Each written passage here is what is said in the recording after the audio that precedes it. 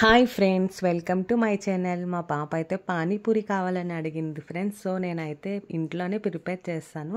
ముందుగా బంగాళదుంపల్ని ఈ విధంగా ఉడకపెట్టుకోవాలి కడిగి. ఇప్పుడు ఉల్లిపాయలని ఈ విధంగా చిన్న చిన్న ముక్కలుగా అయితే కట్ చేసుకోవాలి ఫ్రెండ్స్. కొత్తిమీర కూడా ఈ విధంగా చేసుకోవాలి. ఇప్పుడు పుదీనా కొంచెం తీసుకోవాలి, ఇంకా నిమ్మచెక్క అయితే తీసుకోవాలి.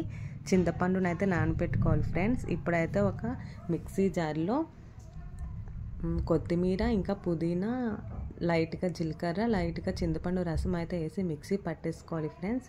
ఈ విధంగా దీన్ని ఒక బౌల్లో అయితే వేసుకున్నాక చింతపండు రసాన్ని ఒక కప్పు వేసుకోవాలి.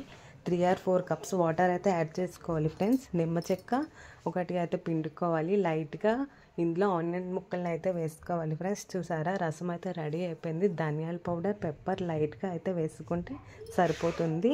పచ్చిమిర్చి ముక్కల్ని లైట్గా వేసుకోవాలి ఫ్రెండ్స్. ఇప్పుడైతే పెట్టుకున్న బంగాళదుంపల్ని స్మాష్ చేసుకోవాలి.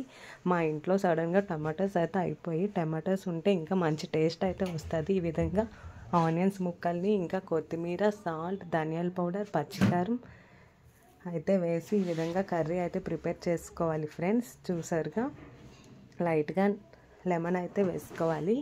ఇప్పుడు అదే విధంగా ఒక ప్యాన్ పెట్టుకొని అందులో ఆయిల్ వేడి చేసుకొని, పానీపూరి రెడీమేడ్ అయితే దొరికేస్తున్నాయి కదా ఫ్రెండ్స్. డీప్ ఫ్రై అయితే చేసుకుంటే పూరీస్ అయితే రెడీ అయిపోయి, యమ్మీ పానీపూరి అయితే రెడీ అయిపోయింది ఫ్రెండ్స్. టేస్ట్ అయితే సూపర్ అదిరిపోయింది. అచ్చం బయట తిన్నట్టుగా ఉందని మా పాప అయితే నాకు కాంప్లిమెంట్ ఇచ్చింది.